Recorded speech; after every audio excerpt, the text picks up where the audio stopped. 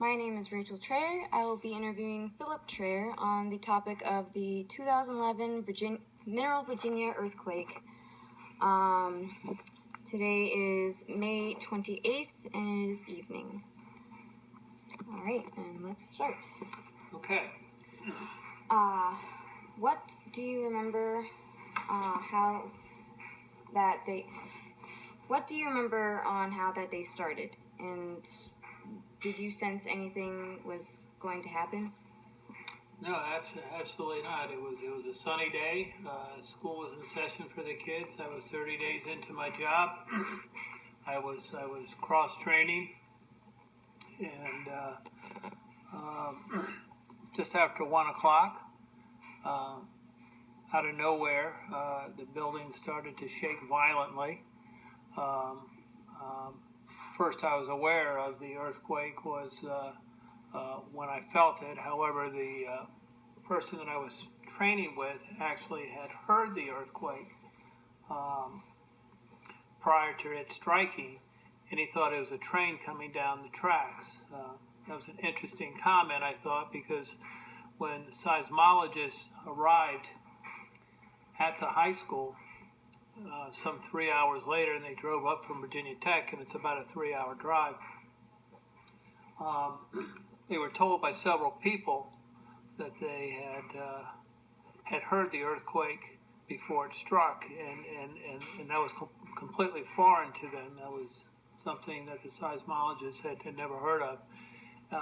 But after getting numerous reports and several seismologists started doing some studies, it was interesting to learn that what they attribute the noise was the energy moving through granite that was beneath the surface. Most of the earthquakes that they've studied, almost all of them, were out on the West Coast, and the ground is much softer there. And here we have granite running all the way up and down the East Coast, and that granite actually gave residents a bit of a warning before it struck, something which we in our family noticed with the aftershocks.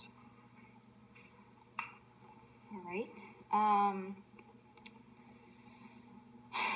As you were walking through the high school that night, can you describe the scene, and did you realize how this would affect your job at the time? We knew that the schools were out of session, and they were going to be out of session for the foreseeable future. The damage to the high school was significant.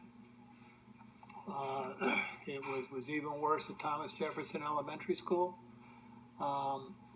Nobody had any idea of what we were going to do, how we were going to do it, whether the building was safe or not. We were told initially that the building was not safe. And I had no idea of that this was the beginning of a 5-year recovery process for me and finance, dealing with FEMA and VDEM, Virginia Department of Emergency Management, in order to process a claim which has turned out to be the largest claim, single claim, disaster claim in state history. How did you know to proceed with FEMA from there? We didn't. We didn't even think about FEMA at that moment. We were thinking about insurance. We were pleased to find out that we had a little bit of insurance coverage, which was just a minor clause in the policy. The policy itself is probably 150 pages, and there was one little minor clause in there that gave us coverage for earthquake. But the problem that we had was that it was up to $10 million for code-related repairs.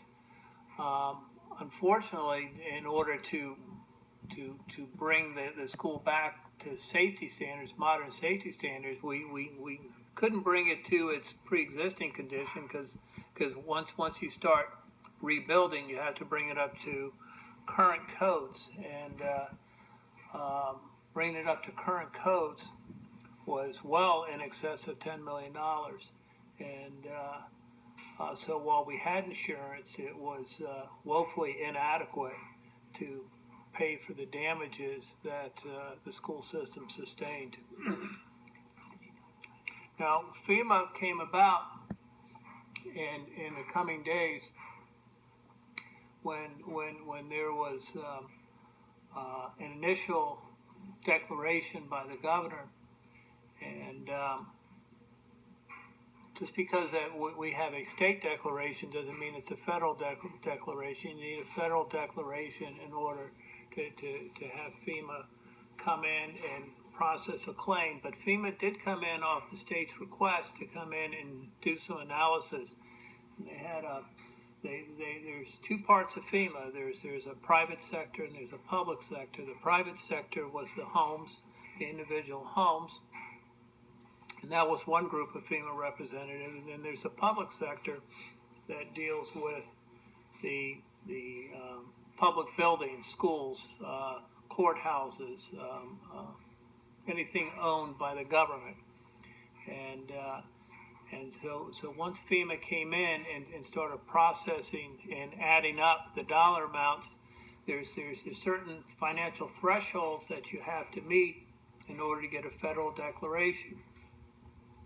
We got denied with the private sector initially, and that was orchestrated by the county. The school system was working, myself was working with the public declaration.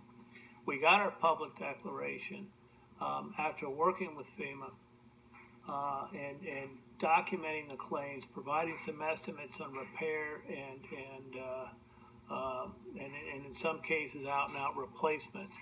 Part of the repair was temporary facilities, and when we added it up, Louisa's claim went up singularly.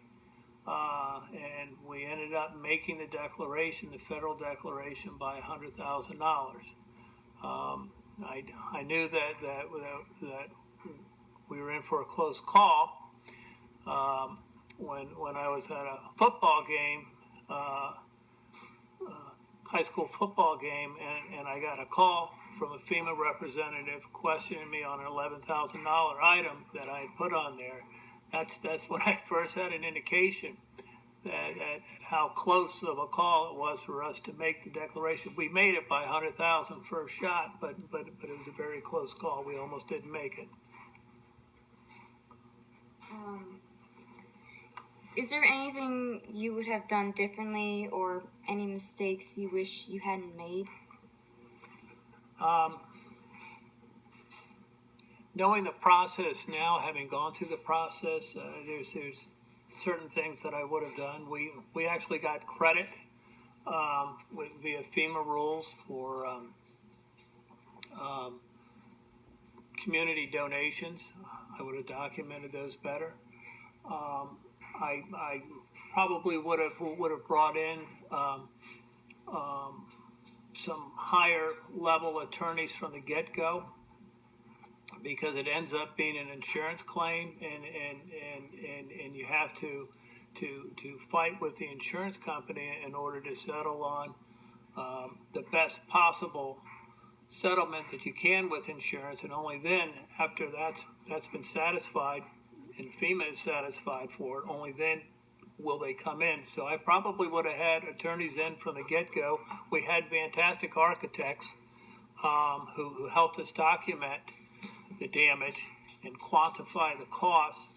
I think it would be much easier the second time around, because I know exactly who to call in the state, because I've worked with them. I know which architect firms, which legal firms to deal with, and I know how the insurance company, who are very nice when you're paying your premium, become less than nice when it comes to forking over millions of dollars worth of claims. So no big mistakes, some minor ones, but certainly some lessons on how to proceed to help expedite the process. It was a 5-year process. Knowing what to do, I think could probably expedite it and shave off a year to 18 months. A lot of people in this country work with FEMA after natural disasters. What advice would you have for them to help anything to go smoothly? Well, you hear a lot of stories about how FEMA came in and didn't do this and didn't do that. FEMA has a very defined set of rules which they have to operate in, and these rules are in place before a disaster takes place. So if you know your rules and you read the rules, and if you listen to FEMA representatives and you do what they say, if you're eligible, and just because you have a disaster on your hands does not necessarily mean that you're eligible. Again, there's state guidelines that have to be met. Do your research. Go online. There's FEMA manuals. They're all online, public. They're public documents, and you can download them and you can read it. Now, if you get denied, you can appeal. And then you can also research grounds for appeals and what precedents, what cases that have been settled that establish precedents. And I used one of those cases in order to get reimbursed for an excessive amount of utilities that we had to incur with our Thomas Jefferson Elementary School. I found a case where FEMA that fit a scenario very close to ours that allowed for additional reimbursement for increased utility costs. And so if you do your homework and you